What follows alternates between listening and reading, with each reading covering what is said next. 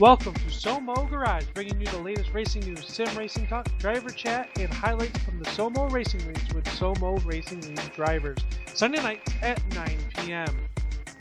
Get ready for 1 hour of kicking the tires in the SoMo Garage with your hosts, Aaron Reilly and Paul Zotta. SoMo Garage starts right now.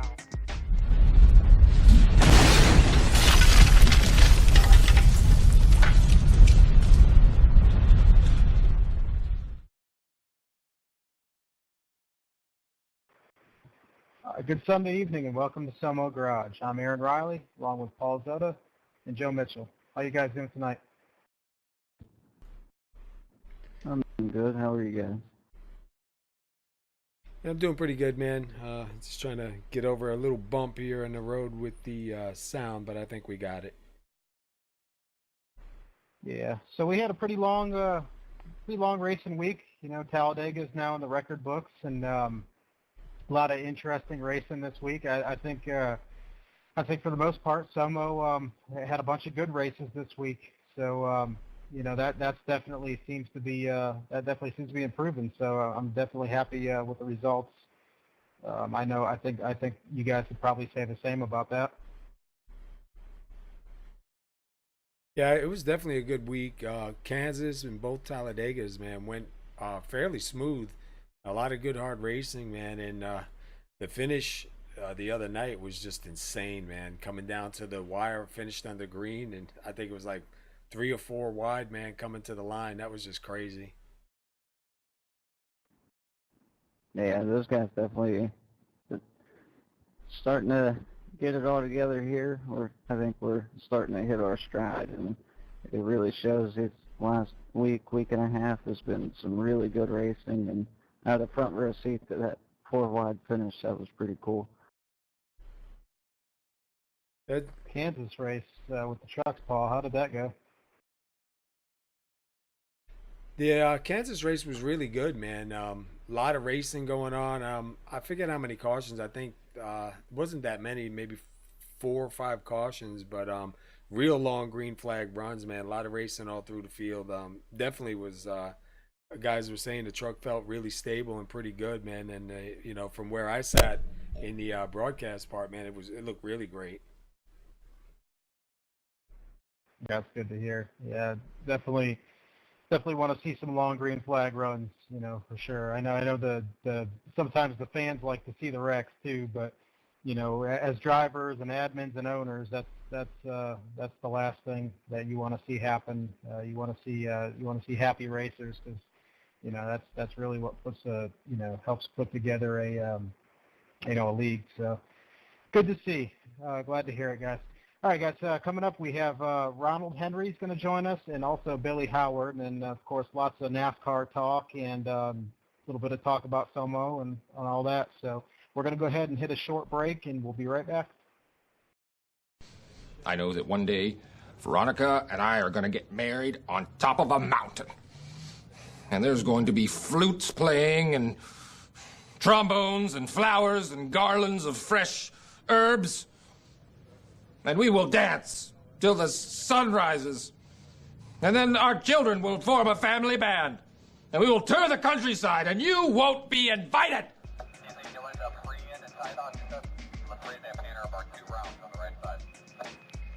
Now back to your hosts.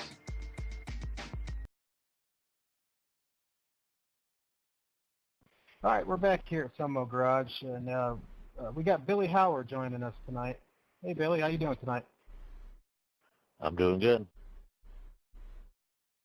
So, Billy, you've been with SoMo for a while now. Tell us about your racing background. I know I know you've been racing for a while. Tell us how you got started, and where you got started and all that, and kind of just a little blast from the past, if you don't mind. Well, I got started with the first NASCAR, and way back in the day, I guess. I don't remember what year it was exactly.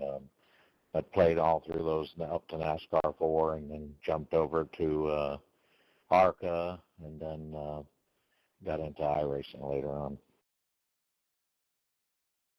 So you've been, how long have you been league racing? The whole time, or did you just kind of do solo racing for a long time and then just get into the league later on? I've always done the league thing. I've never really got on and tried to get a license or any of that stuff. To me, the league racing is a lot more fun. That's cool. What kind of equipment do you use? Have you a lot of us, when we started out back in the day, we were on these little, $150 wheels, and we've all evolved since then. So, what are you working with now? What I'm using now is a Fanatic. It's the GT, the Porsche wheel. But I've had several different wheels, Momos, the Logitechs. What's the other one called? That there was another one that had a big wheel. I can't think of the name of it. Yeah. There's definitely a lot of them. Yes, I mean that's a pretty decent wheel. I'm running a Fanatic now too. I love it, but you definitely evolve over the years and get better equipment. And not that makes you go any faster. I believe it makes you a little bit more consistent. But just experience overall, I think, is what improves all that over time. But as far as SoMo is concerned, how are things going for you this year so far? So far, I've seemed to stay in the top 20, which is kind of terrible. I know my races are better than that, but I seem to be either get caught up in something, or I do something stupid, or whatever the case is, and eliminate myself. But I know I come up to the front and can really run there, but I just haven't had the luck this year at all. I could definitely I could relate with you on that. I'm getting caught up in things all the time, it seems like, but yeah, it gets frustrating, doesn't it? It's definitely hard to keep wanting to go when you know you got a good car, you're capable of running up front, and you just can't get the results. Yeah, it definitely has an effect on you when you get crashed out or whatever the case is. It's one of those deals. It's just part of it. But I mostly just try to have fun with everything and go from there. Yeah, or get removed by accident. Yeah, that happens. Hey, I got a quick question for you. How did you come to race at SoMo? I think, if I remember correctly, one of the guys that are racing in this league, Dave, he's the one who turned me on here, and then I went from there. I raced several of the other leagues, and they just seemed to have gone away for whatever reasons, and so I finally ended up coming here. Dave Gainsborough is the other guy's name. All right, so that's cool. So you raced with Dave Gameforth before. Yeah, you've been here for I believe this is your second season, if I'm right, with us, and it's been pretty good. I know, like you said, you get caught up in some stuff, and this season we started out, man, with the go or go home, so that made it a little bit tough. But things kind of spread out and wound down now, so it's a little bit better. And if like after this week, if everything keeps going the way it is, then we'll get back to racing the way we used to, and it's definitely going to be intense this whole season. Oh yeah, I fully enjoy it. Like I said, it's more fun for me than anything, and being able to run up with some of these guys that are pretty fast, and just keep being able to run up there with them. That's a feat in itself, and so to me, it's just a lot of fun. Hey, are you still involved with creekfire.com? Oh yes. Yeah, last season creekfire.com through Billy sponsored a couple of races here at SoMo, and we appreciated that, and we tried to plug creekfire.com And I'm gonna throw a plug out there now. Creekfire.com. Go on there and check it out. See what you got. If you want to just give a brief summary of what it's all about, Billy, go ahead, man. I think they deserve to get a good plug here. Well, I appreciate that. What it is, it's mainly products that are made by Muskogee Creek Indians, and that's what I am. And I do a lot of woodworking stuff. Not that Indians did that, but I'm a wood turner, and I turn bowls and pepper mills, pens, and stuff like that. So, but the other side of it is I do make a few of the native items like weapons and stuff like that. And mostly it's on my end of it. It's on someone needs something, they ask me for it, and I make it. I don't really have a lot out there for sale, but there's other artists out there that makes the clothing and different things like that, dream catchers and medicine wheels and stuff like that. That's basically what Creek Fire is. Awesome, man. Well, we appreciate you guys coming on board last year and sponsoring with us, and we don't forget you. I love the site, man. Love what you do. So I just wanted to throw that out there. Sorry, Aaron.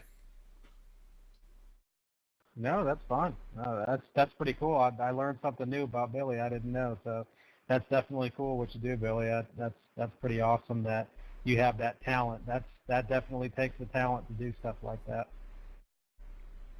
Oh, thank you. I appreciate that. Yes, sir. Anyways, well, we appreciate you coming on tonight, Billy, and talking with us. And you're more than welcome to stick around and talk with us here in a little bit if you want to do some NASCAR talk with us. If not, you're free to go. And guys, we're going to take a short break, and we'll be right back. What are we doing here? Having beers like we do every week. No. Bigger picture, life, man. What do we have to look forward to? What, writing formation, the Labor Day parade? Is that it? I'm really looking forward to the parade. I got Tootsie Rolls I can throw to the kids. Oh. Tootsie Rolls that he can throw to the kids. Man, you can't even put on your turn singing without busting your ass. Candles by Amy, JIC.com. A piece of high-quality jewelry in each candle. Quality soy candles, amazing scents. Customize and make your own.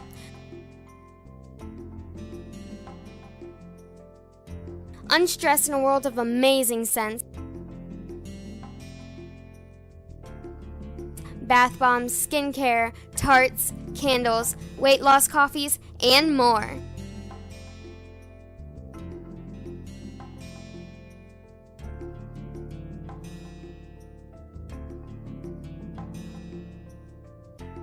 The perfect way to say, I care. Candles by Amy.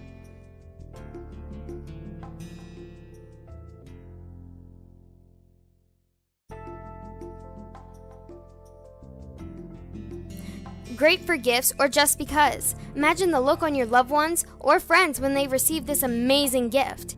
Even more when a fine piece of jewelry is revealed during their spa bath, candle burn, tart warming. Be a giver of relief and non-stress. The perfect way to say, I care. Candles by Amy. All right, we're back here. We're back here at SoMo Garage, and we have Ronald Henry joining us. How you doing tonight, Ronald? Doing great, Aaron. Thanks for having me. Paul, hi, and Joe and Billy. So, Ronald, you're not only a sim racer, but you race outside of the sim in real life. Tell us a little bit about what you do. Yeah, I do go-kart racing. I've been doing that since 2006. I've always been a racing fan. Growing up, my idol was Gilles Villeneuve, so I was kind of a road racing kind of guy till I joined iracing. Then I became a short track racer, which was my specialty. And then I was talked in joining you guys for this summer shootout. Very cool.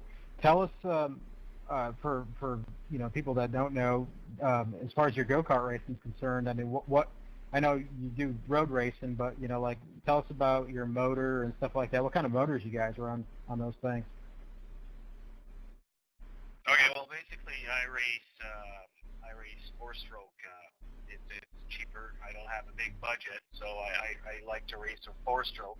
When I started racing, it was the Honda that we were racing, and then did a little bit of road tax just for fun here and then in the Florida Winter Tour. And now we're racing Briggs L0206 option. That's what we're racing all over, into Pennsylvania, Florida a few times, and all over Canada as well. I did do one race in Brazil when I won the Ontario Championship. I raced down in Brazil, a 500-mile race or a 12-hour race. I was teamed up with three Americans, and we were the North American team, and we were 52 karts at the same time on a track. There were some professional teams, amateur teams, and I raced against Tony Canan, Rubens, Barrichello, PK Jr., EJ Vizo, and more. It was a blast. That was my highlight of my racing career. That's awesome, man. That's always cool to hear stories like that. So you're a Canadian. You're still based out of Canada. Is that correct? Yes, I am in the beautiful nation's capital, the Ottawa-Gatineau region, which is flooded right now, fortunately. Yeah, I heard about that. That's crazy, man. Some weird weather we got going around here. That's for sure. So tell us about on the sim racing side of it. Tell us how you got started, in that, and how long ago was it, and all that good stuff. Well, of course, I started way back on the PlayStation and stuff like that. The only two games I would buy would be hockey, of course, and Formula One racing. And then a buddy of mine that I raced go-karts with, Dave North, actually introduced me to R Factor, which I've done for maybe 2 or 3 years. And then Dave switched to iRacing, and I also did the same in November of 2011. Very cool. So you're a short track racer. What's your favorite short track? I don't know. I pretty much like them all. I like Lanier. I like South Boston. I like to do Bullring. I don't know. Every little track has their own thing, and I like them all. And we also got to mention Ronald Henry is the Winter Series champion of 2016, coming into 2017 in the Legends here at SoMo. I thought he had it the year before with all the wins that he had, but I guess Ronald reminded me that I think he just wasn't able to do the whole season or something. But this year in our Winter Series, he was able to grab the win and the championship and walk away with that. And pretty unstoppable, man. And before I get it too far off, we tried to get, he has a spotter, Brian Neff. We tried to get Brian on here tonight. It was a little bit short notice. So, like I told Ronald before, he'll have to get a couple of wins and we'll get them both back on. But it definitely has got to be good to have yourself a live spotter with you during the races. Yeah, it helps. You cannot make it to all the races. When you can, he's there to watch the sport. That's for sure. It helps. That's very cool. I know a lot of the guys we have come on and get interviewed with us and all that. That a lot of them have live spotters, and they just rave about the difference between having a live spotter and a just using the default iRacing one. And apparently, it's a huge difference.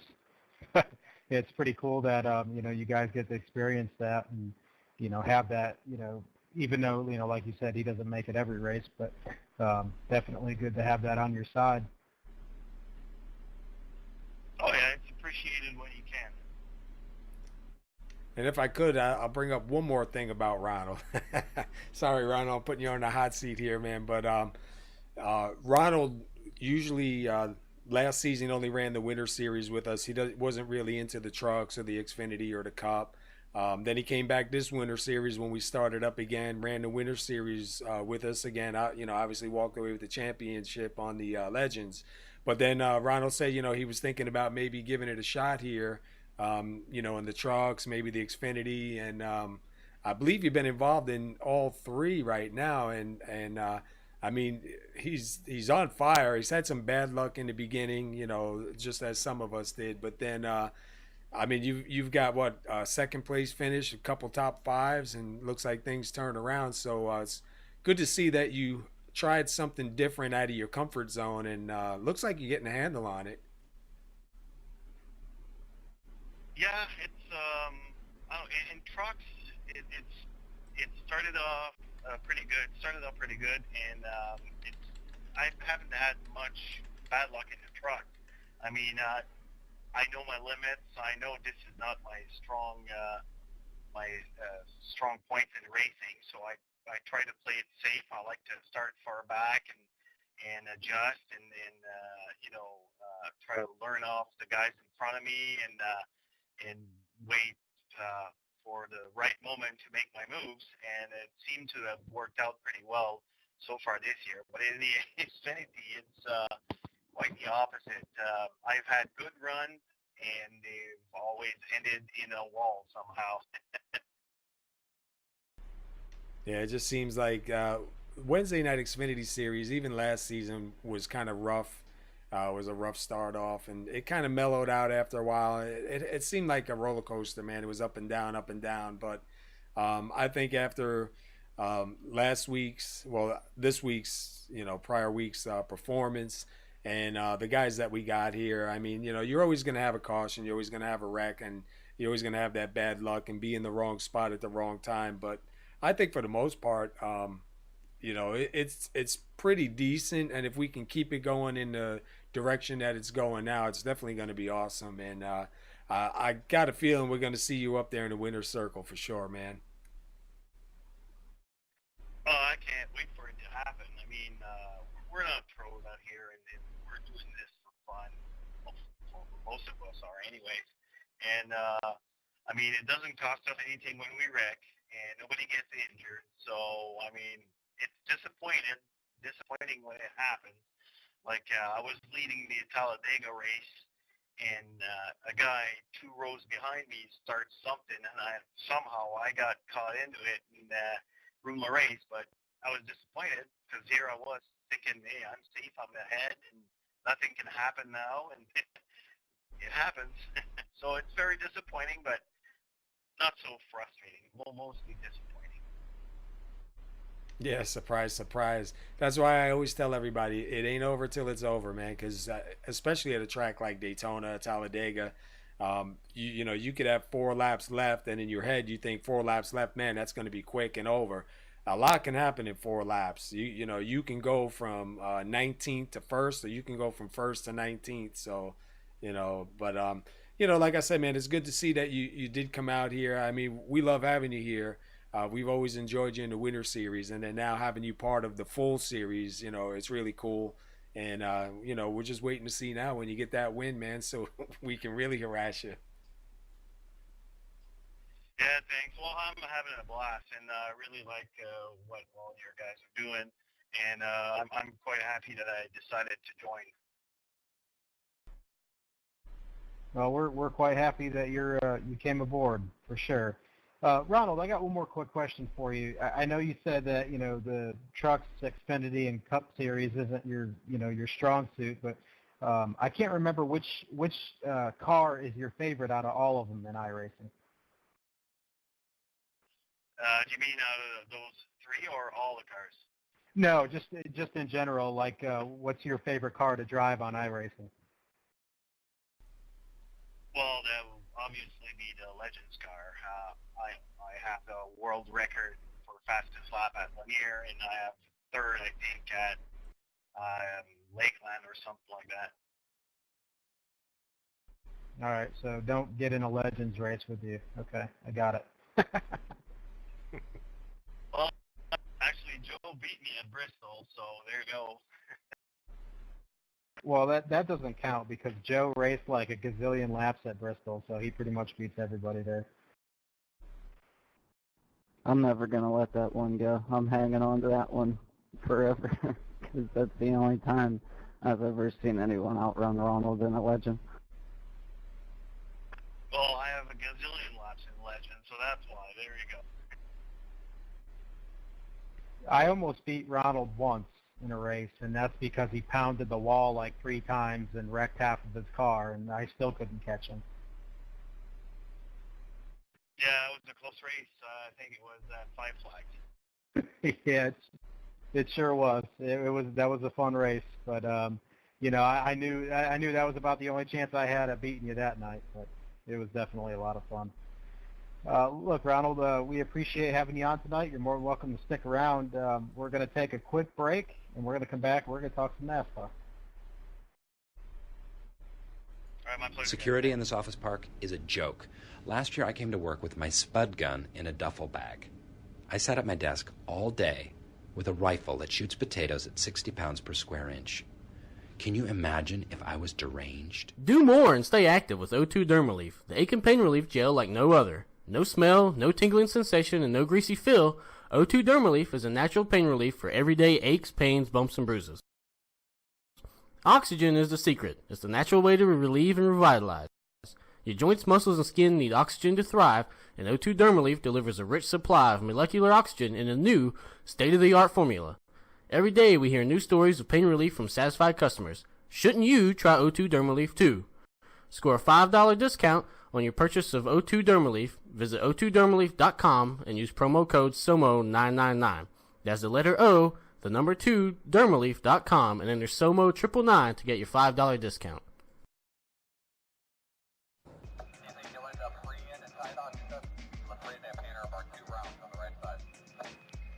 Now back to your host. Quarters 3, intruder alert. GQ3, intruder alert. You've been warned.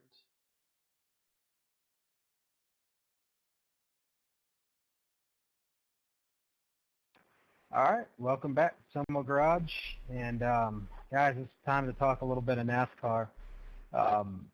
One subject, probably the biggest subject of last week, that was brought up was Joey Logano's win that was, you know, considered encumbered per NASCAR rules. It turns out that they found a trailing arm assembly that was improperly seated against the rear end housing and allowing more skew in the back of the car. Crew Chief Todd Gordon was fined and suspended for the next 2 races. They didn't Penske didn't make a big deal out of it. You know, I think they pretty much knew they did wrong and accepted their, I guess, quote-unquote punishment for what they did and, you know, moved forward. But you really don't see too much of this anymore. I mean, I'm really surprised that they're pushing the limits that much. What do you guys make of all this? I was talking to my wife about it earlier while we were watching the Talladega race, and I brought up Brad Keselowski. NASCAR had to talk to him about, he was weaving his car side to side after the race on the cool-down lap, and the other drivers were complaining that it was to settle the suspension or it was masking something that they were doing. And I said it's tough that, like, guys know that something's up, but they take 2 random cars after every race weekend and the race winner's car to the R&D center and tear them down. And I think that's the first opportunity NASCAR's had to really tear into a Penske car in quite a while. And she asked why they push the limits like that. And I said, you know, if you think about it, it's the money part of it, the fines, losing your crew chief. It's not that big of a deal if you win the race, if whatever you did, because that's probably the harshest penalty I've seen in quite a while. But, you know, to make it to the chase, if it all worked out that way, it would be well worth it if they could get away with it like that. And, it's not about the money, the fines, the points, anything like that. It's just a win to get you into the chase, and that's what makes it worth it. Not that I condone cheating, but I see why they're doing it. Yeah, but you got to look to, the way they go over the cars now and everything, man, even in the post-race inspection. I mean, it's just so critical, and like, is it really worth it? What if they take the win away from you, and now, you end up with the suspension, the fines, and, you don't have that win. I mean, I don't know. I know they do it. I know guys are always trying to find different ways to get some more speed on there, but it just seems like, I don't know, maybe NASCAR is on it a little bit more now, and, technology is definitely advanced. So with the laser scans and all the different things that the cars have to go through at the end, man, I'm surprised people still can get away with it, but I'm not so surprised when they get caught anymore. I think I don't really understand why guys are complaining, especially what like Joey was just saying, on the cool down laps.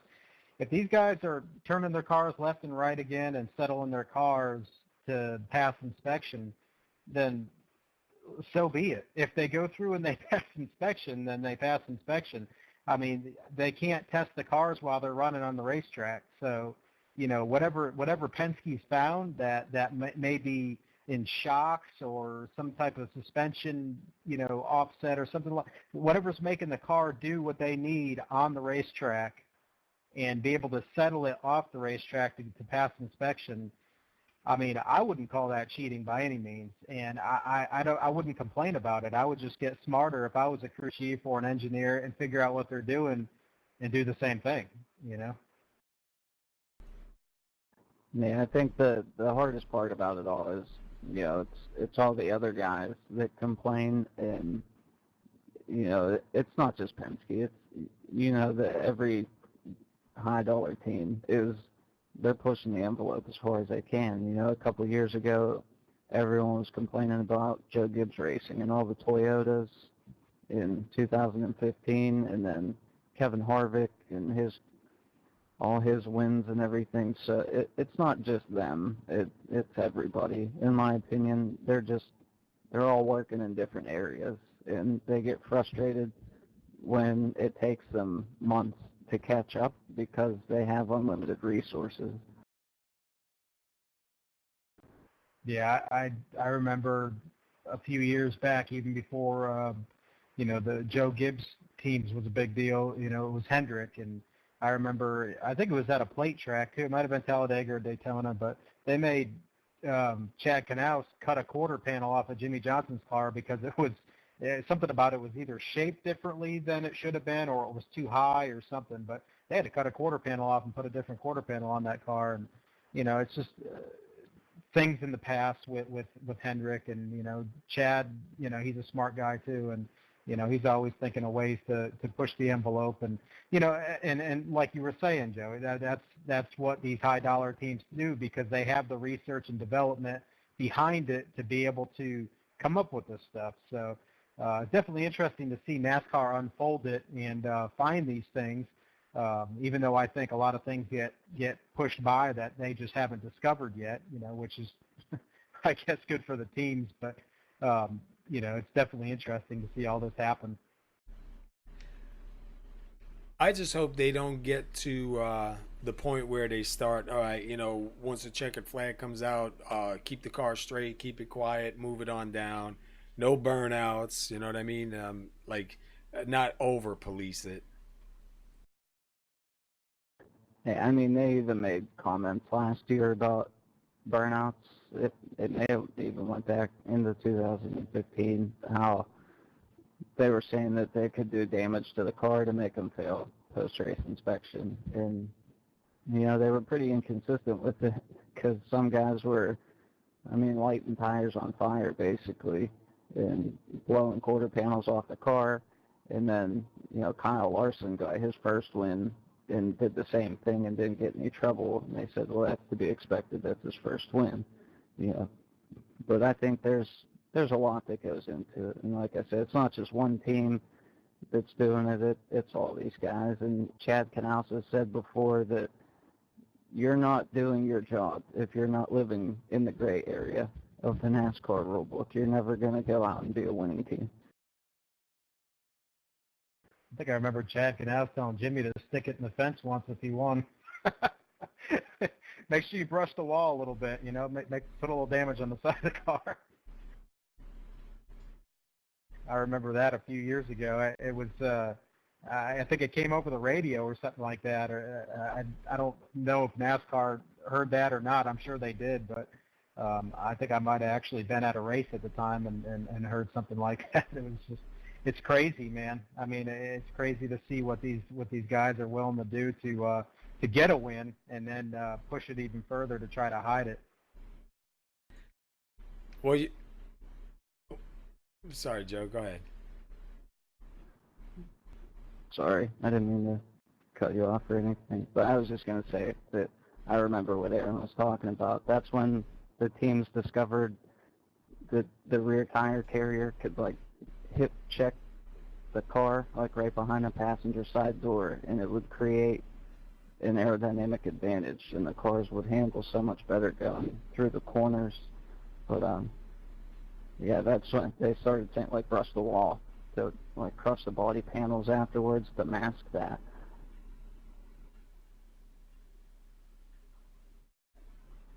Yeah, it's funny, man. I mean, you got to sit back and shake your head and it's amazing at what they do and, you know, the things that they find. But, you know, that's what it's all about. You know, I mean, you find speed and, you know, speed costs money and, you know, but wins pay for that. So that, you know, you got to get to that point and get through all that. But guys, I don't want to beat this subject up, and we're going to go ahead and move on here. But eyes were on Dale Jr. today to get it done at Talladega. He qualified second. Didn't have a really great run most of the day. He got mired back in the pack. Said his car never just felt right, and unfortunately, by the time they figured out what was wrong with his car, it was the end of the race. So kind of a bad day for him, and you know, it's just another win that he could have got possibly that got you know brushed aside. But I'm kind of worried about Dale Jr.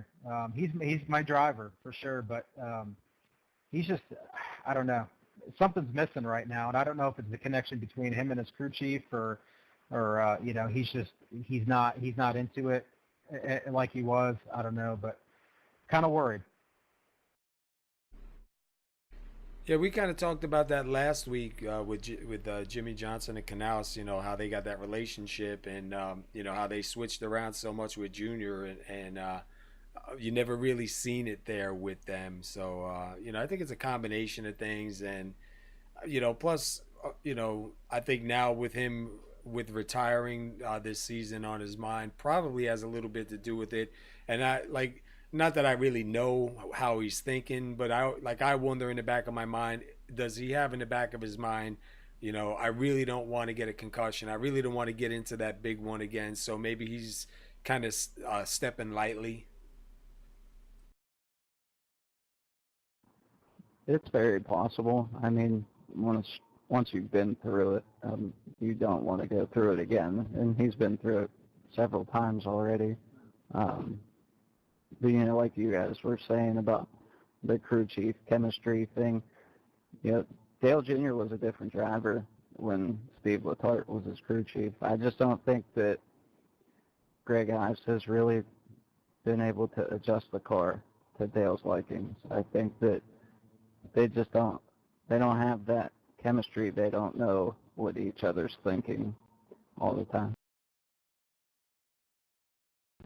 I know that Greg Ives, crew chief for Dale Earnhardt Jr., I know he worked really, really well in the Xfinity Series with Chase Elliott, and they were putting together some really, really good wins and some good runs. And kind of wonder if next year if Chase Elliott might acquire Greg Ives again, because that was a really good setup. So I'd like to see that, because I think next year I'd definitely be pulling for still a Hendrick car and most likely Chase Elliott. I think that kid's gonna definitely he's definitely shown what he's got already. But when he gets rid of all the bad luck and starts putting it together, I think he's going to be a force to be reckoned with for sure. Hey, if I can I just, while we're on the subject here of things, like today I heard a lot of, and I seen a lot of postings, a lot of people upset about Stenhouse winning. And like we all know, when you go to a plate track, Daytona, Talladega, I mean, it's anybody's race. You know what I mean? Sometimes it's just luck. Sometimes it's just getting into the right position at the right time. But what I wanted to find out was, get your opinions on, does it make it any less of a race or any less of a win when somebody that's not always up front, or somebody that's not considered a strong winning type of driver, wins at Daytona, Talladega? Do they, is it okay they won it, or is it, would you still count it as like a legitimate win? Sure, why not? It's a racetrack like all the other ones. The only difference here is it's a foot on the floor all the time, and if you don't use your strategy to get to these different holes, like for instance Jamie did today, the end of the race. I mean, my God, I thought that was a wreck. So, I mean, when you put all that stuff together, that takes someone that knows what they're doing. But for him to get out front and then put Kyle Busch behind him, to me, that's a racer right there. That's the guy that had his foot into it and he was going for it. Yeah, I mean, he raced hard, and I think super speedways, it doesn't have the same element as a mile and a half or a short track to it, but it requires a different skill set as well. I mean, the whole team has to be on their game at every race. So I think from a competition standpoint or perspective, that it's just as big as any other win. And they talked about it a little bit after the race. It's not like he outran, Danica Patrick and David Reagan. He was up there with previous champions, some really good guys at plate tracks: Jamie McMurray, Denny Hamlin, Jimmy Johnson, Kyle Busch. So he didn't have that one given to him. He had to work for that one. And the only reason I'm upset that Ricky won is because he passed Kyle for the win. So. Wow. Yeah, but like I said, man, I seen a bunch of postings today on Facebook and whatnot, and people not really legitimizing the win, and like even though I know a lot of luck has to do with it, and anybody can win it, whether it's an underfunded team, or one of the top tier teams.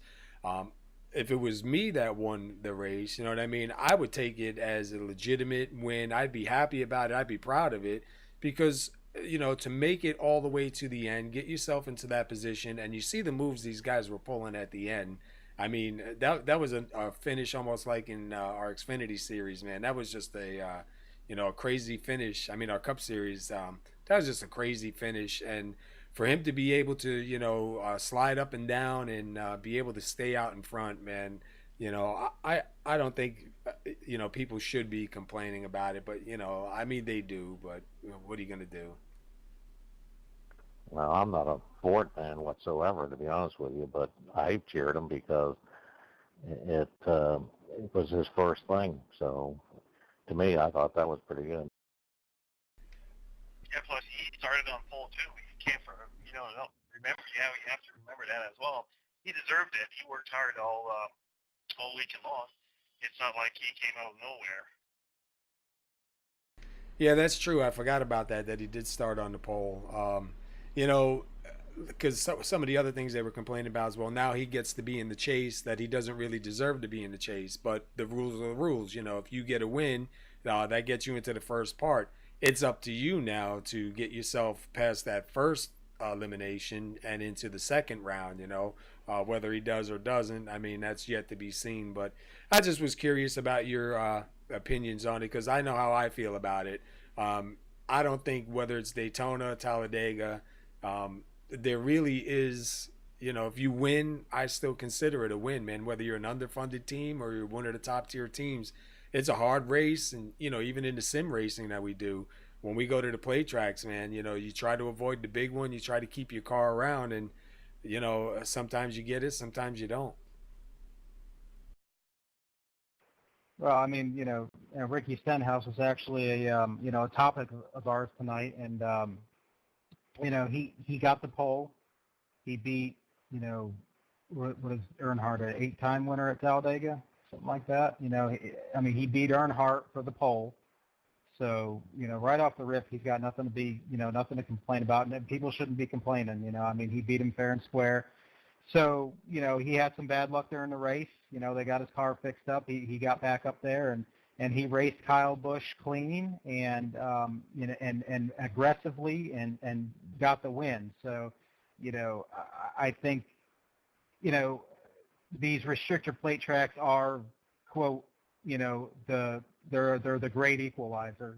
They do bunch all these cars up, and they don't allow them to get away from each other. But, it's still, like Joe said earlier, it takes a skill set to run places like that, as opposed, just like it takes a skill set to run a short track and a mile and a half, there's a huge difference between the two. So, being that's his first win, and that's where it comes, nothing to be ashamed of. I'm not at all a Stenhouse fan. But you got to give him props for the win. It was a big win for him, and it only took him a couple hundred tries to get there, but he got there. But it is what it is. But good to see him get the win. He needed that, and more than anything, Roush Fenway needed that, because they've been struggling for a long time, and to see them get a win, maybe that'll give them a little boost and get them moving forward, because they've been having a rough few years now. Yeah, me and Paul were talking about this the other day, and I wasn't aware that Greg Biffle wasn't running a full season, that cut it to a 2-car team.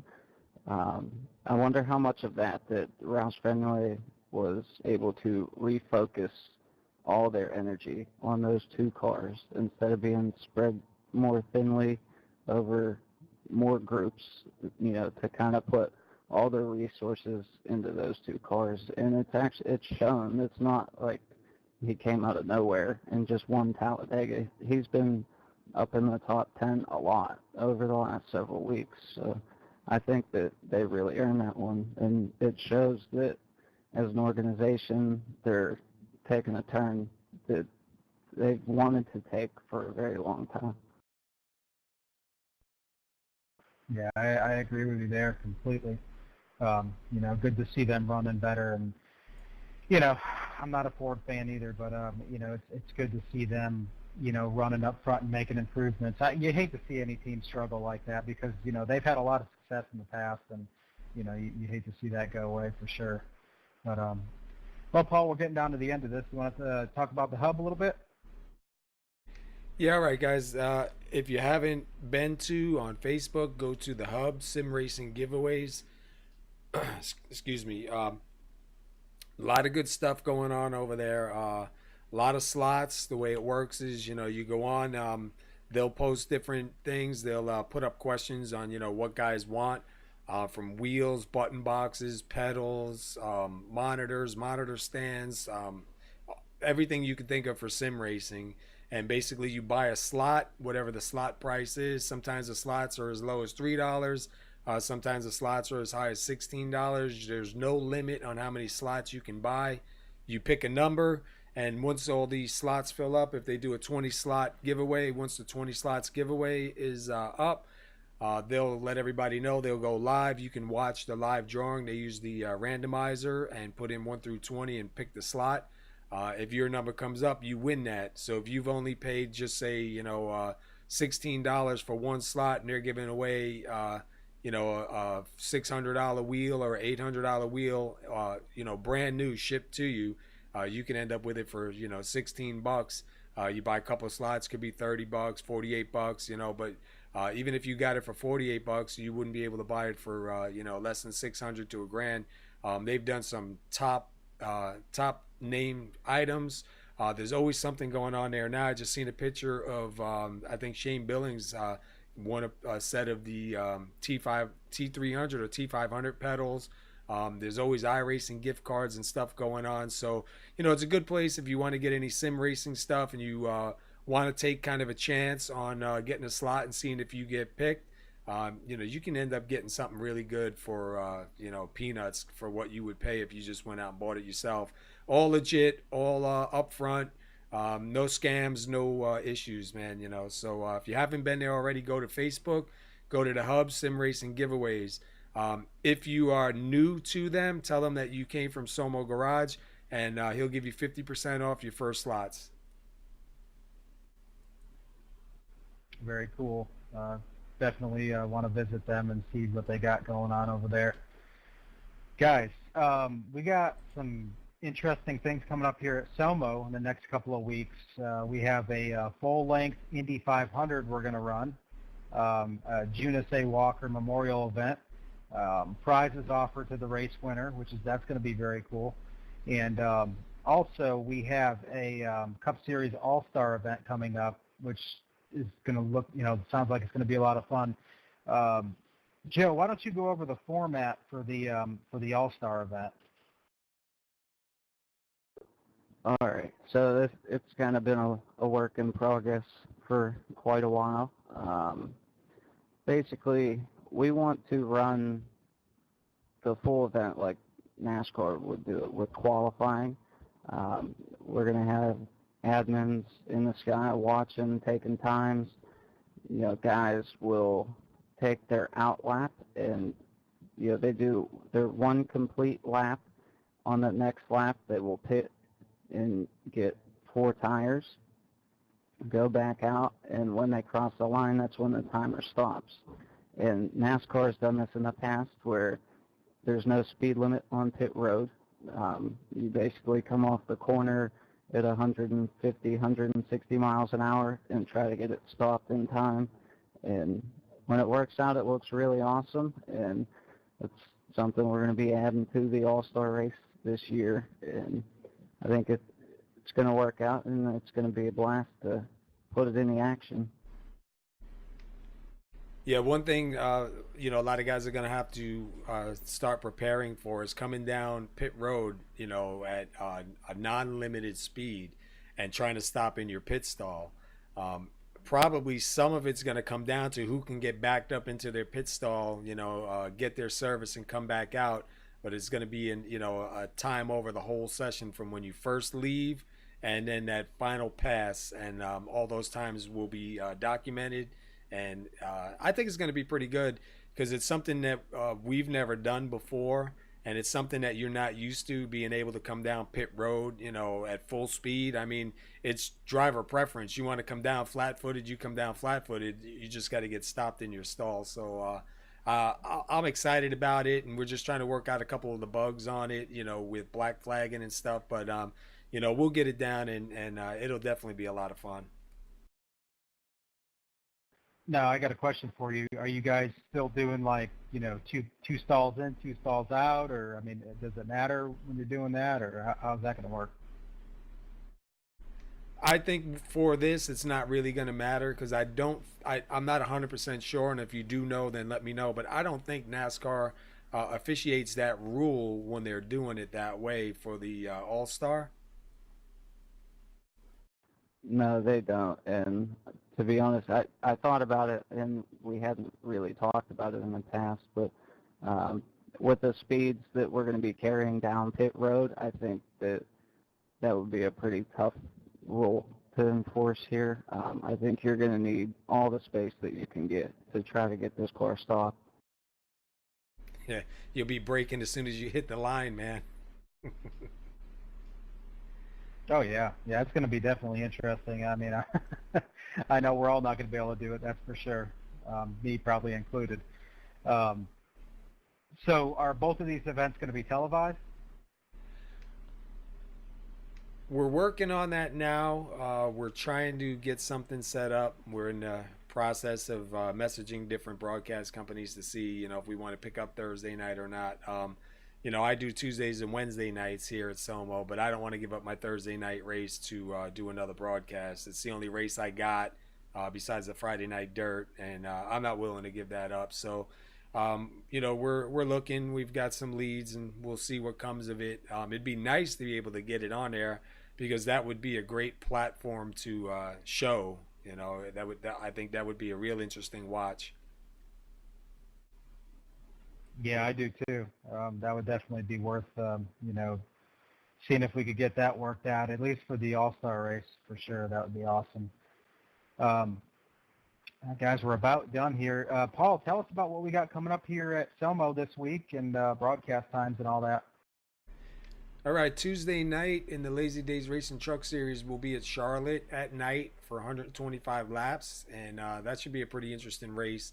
Wednesday night is an off night, so what we're going to do, because as you mentioned before, we have the Indy 500 coming up. This is going to be the first SoMo Indy 500 that we're going to do, and Joe Owen had brought it to us, and it's going to be, for his father-in-law, Master Trooper Junius A. Walker, a memorial for him. And, it sounded interesting. We got out on the track. We messed around a little bit with it, so this Wednesday, what we're going to do is we're going to put up like maybe a 45 or a 55 lap race just to get the guys some seat time. We were out practicing and doing some, starts and whatnot a little bit with a bunch of the guys, and that worked out pretty good. But we want to get an actual race in or two, short ones before we actually do the full 500. Because that's going to be a long race, man. 500 miles Indianapolis, and we'll be doing them in the DW12. So, not everybody here is used to driving those cars. It's a whole different car than what we run Tuesday, Wednesday, and Thursday.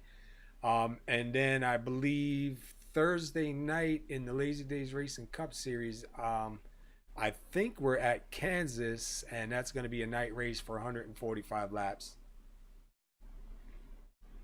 Very cool. Yeah, we got some fun racing coming up this week, it sounds like, guys, and definitely looking forward to it. Time to put Talladega behind us and get back to just some normal, regular grind racing and have some more fun this week. So, guys, as always, it's a pleasure to be with you all and, to do this every week. And we appreciate Ronald Henry and Billy Howard for you guys coming out tonight and joining us and being our guests tonight. We really appreciate it.